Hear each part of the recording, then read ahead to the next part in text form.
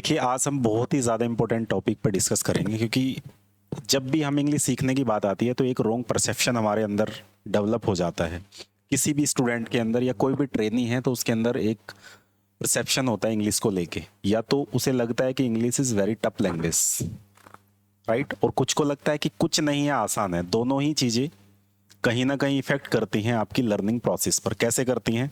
Example, तीन दोस्त थे जो कि स्विमिंग सीखने गए।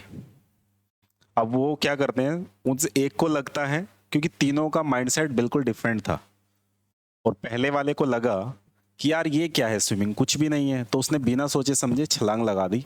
स्विमिंग पूल गहरा था। गहरा होने के बाद क्या हुआ कि वो अब डूब रहा है, तो वहां जो और होते हैं बचाने वाले, उन्होंने उसे बचाया। अब वो वहां से बाहर निकाला गया। अब उसे सांस आ रही है, पानी निकाल रहे हैं, मतलब वो बच गया, जान तो बच गई। अब वो दो दोस्त और बैठे हुए थे, तो दूसरे वाले ने उसे देखा कि यार इसकी जान चली जाती है तो मर जाता। तो उसे लगा कि ये यार तैरना तो भैया जान को अपना जोखिम में डालना है और मरने के काबिल है कि अगर तुम तैरना सीखते हो। तो पहले वाले ने ये किया, तो जिंदगी भर क्या वो करेगा क्या दोबारा इस चीज को? नहीं करेगा। दूसरे वाले ने अपने दोस्त को सामने देखा, मरने से बचते बचते देखा है उसने, तो उसने भी क्या किया, एक परसेप्शन बना लिया। जब भी उसे कोई कहता कि तैरना है तो मना करता कि भाई नहीं, बहुत रिस्की है, मत जाना इस चीज को करने, क्योंकि मरने के चांस है। मेरा दोस्त, मेरा खुद का दोस्त जान से मरने वाला था, वो बचा लिया, तो इसलिए ये तो रिस्की है। तीसरे वाला बंदा अलग माइंडसेट का था। उसने डिसीजन लिया कि नहीं यार, करना तो है, कुछ लोग और सीख रहे हैं तो मैं भी सीख सकता हूँ। सेम परसेप्शन इंग्लिश के लिए है।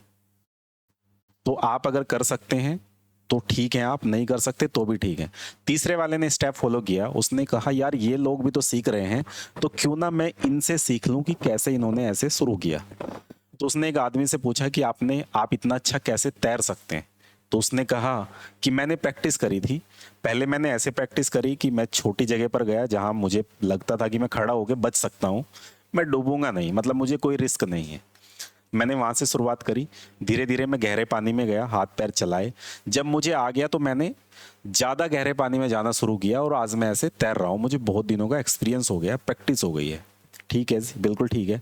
उसने सेम प्रोसेस फॉलो किया, और कुछ महीने बाद वो एक अच्छा स्विमर बन चुका था। अच्छी खासी तैराकी वो कर रहा था। अब तीनों के व्यूज जो हैं वो अलग हैं। पहले बंदे ने पूछा जाके, फर्स्ट वाले से जो मरने से बचा था, उसे पूछा तो उसने स्विमिंग के लिए मना कर दिया कि नहीं भाई, मैंने खुद, मेरी जान पे आफत आ गई थी तो मैंने नहीं किया, तुम भी मत करना। दूसरे से कोई सलाह लेगा तो दूसरा बोलेगा मेरे दोस्त ने किया था, उसने जिंदगी में कभी शुरू ही नहीं किया वो चीज। तो तीसरा बंदा वो था जिसने एक्चुअल में प्रोसेस के साथ सीख के परफॉर्म किया है। तो अगर आपको सलाह लेनी हो, suppose that if you want take any advice, तो आप किससे लेंगे? ए बी सी, मतलब तीन लोगों को मान लेते हैं, वो तीनों लोगों ने ये प्रोसेस फॉलो किया, तो आप किसे करना चाहेंगे, किससे सलाह लेना चाहेंगे कि मुझे क्या करना है? इंग्लिश बोलना सीखना है, क्योंकि वहां तैरने की बात है, यहाँ इंग्लिश की बात है। वही मान लीजिए आपको सलाह लेनी है, किससे लेंगे, ए बी या सी से? सी से लेंगे, ऑब्वियसली बात है, क्योंकि सी को तैरना भी आ गया है और इसे पता भी है प्रोसेस क्या है करने का। ठीक है, क्योंकि ये रूट कोज से जान रहा है उन चीजों को। सेम परसेप्शन होता है इंग्लिश लैंग्वेज को लेके। परसेप्शन का सीधा सा मीनिंग है आपकी धारणा, आपका आइडिया, जो उसे लेके आप सोचते हैं। अब इनका तैरने को लेके तीनों का परसेप्शन अलग था।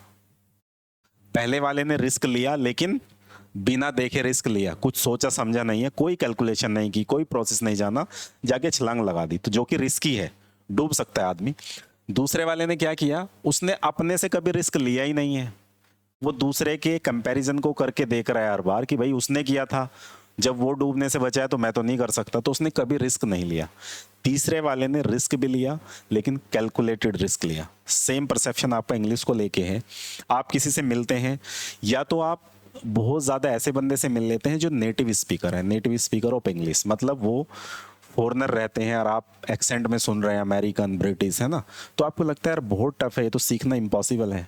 दूसरा, आप इतने लो लेवल के बंदे से मिल लेते हैं जिसने कभी ट्राई नहीं किया, वो किसी गलत टीचर, गलत इंस्टीट्यूट पे चला गया और वहां उसने क्या किया, सीधा सा जाके वहां उसके साथ ग्रामर उसे रटवाई जा रही है, जो पुरानी टेक्निक है उस पर फॉलो किया जा रहा है उसे, तो फिर ऑब्वियसली बात है क्या होगा, उसका जो एक्सपीरियंस है वो गलत होगा, तो वो सबको यही बताएगा कि ये चीज़ें गलत है।